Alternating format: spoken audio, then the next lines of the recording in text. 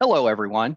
I'm Pete Jeffries, AARP's National Engagements Director and co-lead of our Veterans, Military, and Their Families Strategic Initiative, which focuses on delivering free resources and timely programming on caregiving for wounded warriors, fighting fraud through Operation Protect Veterans, and helping our heroes find work and jobs.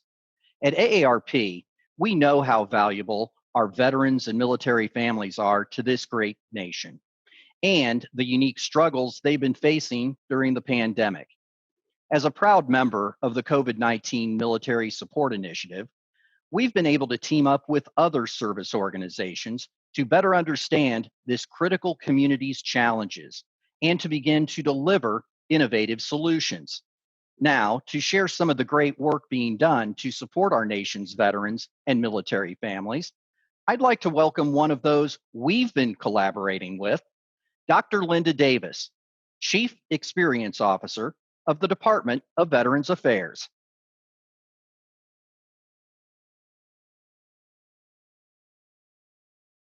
Good afternoon. I'm Linda Davis. I'm the Chief Veteran Experience Officer at the Department of Veterans Affairs.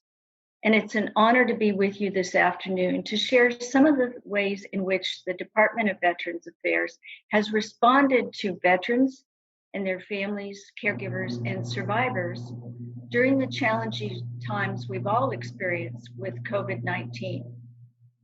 I want to have a special moment to thank Blue Star Families, the Association of Defense Communities, and CMSI for the efforts that you've undertaken to make sure that the needs of these important members of our communities are understood and addressed during the pandemic.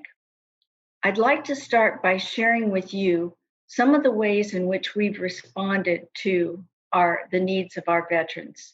So we sent over 40 million texts directly to veterans that related to their specific services in their community and their facility, letting them know what was open and when and how to reach the service providers. We also initiated the technology of a chatbot so veterans could ask questions remotely. Over 93,000 of those were used to answer veterans' concerns or those of their family and caregivers. We, of course, continued the White House VA hotline, and there we had about 453,000 veterans and family members call in to ask questions 24/7 about the services available to them during the pandemic. In addition to the White House VA hotline, we answered calls through our new 311 contact center. We specifically addressed non-clinical COVID calls with frequently asked questions that veterans could receive information day or night on concerns they had on information that they needed. Also, we issued our Vet Resource e-newsletter that goes out every Wednesday night. In fact, we sent out over 309 million pieces of information related to COVID, understanding how important it is to engage the communities, groups like Blue Star Families, like the Association of Defense Communities. Thanks to donations, we were able to provide over 7,000 portals for veterans and their loved ones to use to ensure they were able to communicate when they were separated from another. And veterans have said thank you. They've said thank you not only in the many compliments that they have left through our V-Signals surveys, but they've also expressed their thanks through their trust in the VA. In fact, in April, VA had the highest trust score ever. We were at 80% for overall services to the VA.